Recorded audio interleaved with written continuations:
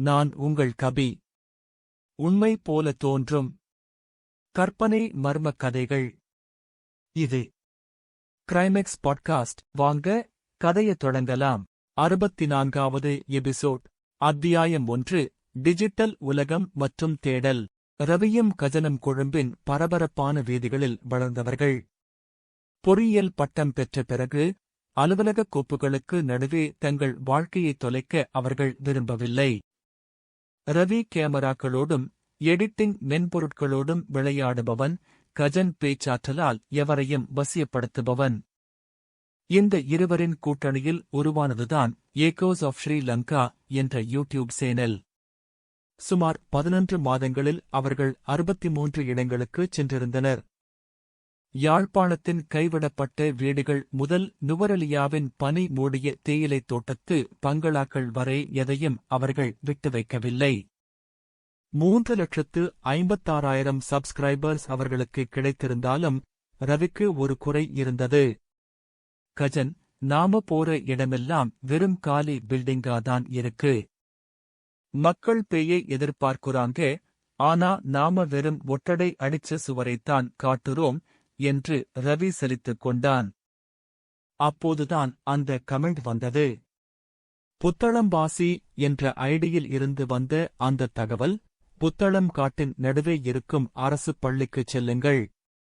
2.5 ஆண்டுகளுக்கு முன்னால் அங்கே ஒரு ஆசிரியை பாடம் நடத்தும்போதே மாயமானார். இன்றவரை அவர் அங்கேதான் இருக்கிறார். இந்த ஒரு கமெண்ட் அவர்களின் 64வது எபிசோடுக்கான விதையை தூவியது. அத்தியாயம் 2. கொழும்பிலிருந்து புத்தளம். நள்ளிரவு 8 மணி அளவில் அவர்கள் கொழும்பிலிருந்து கிளம்பினர். ரவியின் பழைய ஜீப்பில் கேமராக்கள், ட்ரைபாட்கள், இன்ஃப்ராரெட் கேமராக்கள், இன்ஃப்ராரெட் மற்றும் ஆடியோ ரெக்கார்டர்கள் நிரம்பி வழிந்தன. புத்தளம் செல்லும் சாலை இருள் படர்ந்து காணப்பட்டது.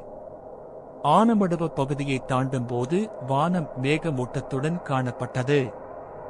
என்னடா, இன்னைக்கு கிளைமேட்டே ஒரு மாதிரி இருக்கே என்று கஜன் கேட்டான். ரவி பதில் சொல்லவில்லை. அவன் கவனம் முழுவதும் சாலையில் இருந்தது. ஆனால் அவனது கேமரா பேக் உள்ளே இருந்த லென்ஸ்கள் ஒன்றுடன் ஒன்று மோதி ஒருவித விசித்திரமான சத்தத்தை எழுப்பிக் கொண்டிருந்தன. அவர்கள் அந்த பள்ளி இருக்கும் கிராமத்தை அடைந்தபோது நள்ளிரவு 12 மணி. கிராமமே உறங்கிக் கொண்டிருந்தது. ஊருக்கு ஒதுக்குப்புறமாக முற்றடிகளுக்கு நடுவே அந்த 2 மாடிப் பள்ளி கட்டிடம் ஒரு ராட்சத எலும்பு கூடு போல காட்சியளித்தது. அத்தியாயம் 3. நுழைவாயிலில் காத்திருந்த அதிர்ச்சி. பள்ளியின் இரும்பு வாயில் துருப்பிடித்துப் போயிருந்தது. ரவி தனது நைட் விஷன் கேமராவை ஆன் செய்தான். கஜன் மைக்ரோபோனை சரிசெய்துவிட்டு பேசத் தொடங்கினான். நண்பர்களே, நாங்க இப்போ புத்தளம் காட்டுக்குள்ள இருக்கோம். எங்க முன்னாடி இருக்கிறது அந்த மர்மமான ஸ்கூல். காத்துல ஒரு பயங்கரமான அமைதி இருக்கு. உள்ள போவோம். அவர்கள் காலடி எடுத்து வைத்து முதல் நிமிடம் பள்ளியின் மொட்டை மாடியில் இருந்து ஒரு பெரிய கல் அவர்கள் முன்னே விழுந்தது. கஜன் அலறிக்கொண்டு பின்வாங்கினான். ரவி கேமராவை மேலே திருப்பினான். அங்கே ஒரு வெள்ளை நிழல் மின்னல் போல மறைந்தது. யாரது? யாராவது இருக்கீங்களா என்று கஜன் கத்தினான். பதில் இல்லை. ஆனால் தூரத்தில் ஒரு பெண் மெல்லிய குரலில் முனகுவது கேட்டது. அத்தியாயம் 4. வகுப்பறையின் மர்மங்கள். அவர்கள் முதல் மாடிக்குச் சென்றனர்.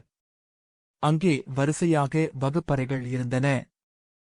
ஒரு அறையின் கதவு மட்டும் லேசாகத் திறந்திருந்தது.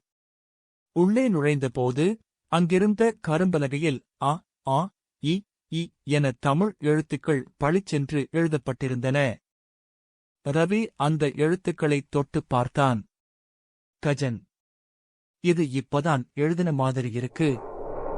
சாக்பீஸ் தூள் இன்னும் கீழே விழல. திடீரென்று அந்த அறையில் இருந்த அனைத்து ஜன்னல்களும் ஒரே நேரத்தில் பலமாக திறக்கப்பட்டு மூடப்பட்டன.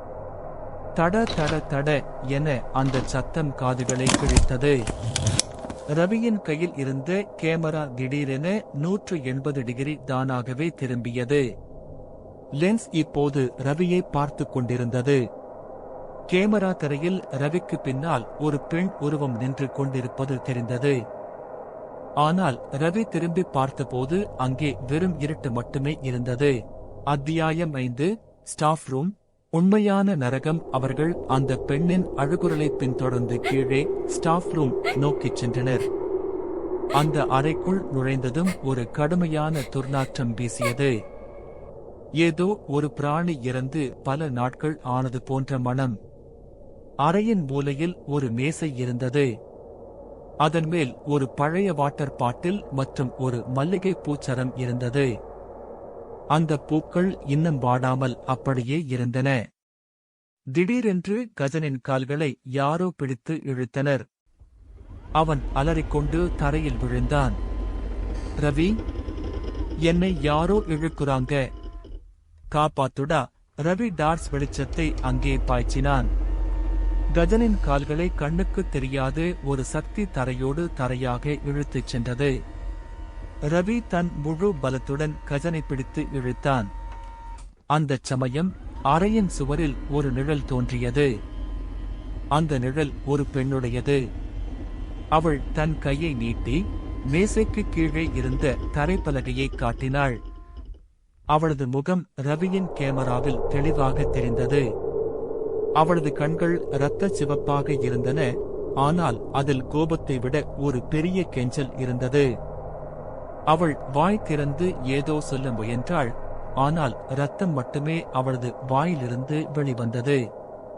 உதவி, உதவி என்று ஒரு மெல்லிய காற்று போன்ற குரல் அறை முழுவதும் எதிரொலித்தது.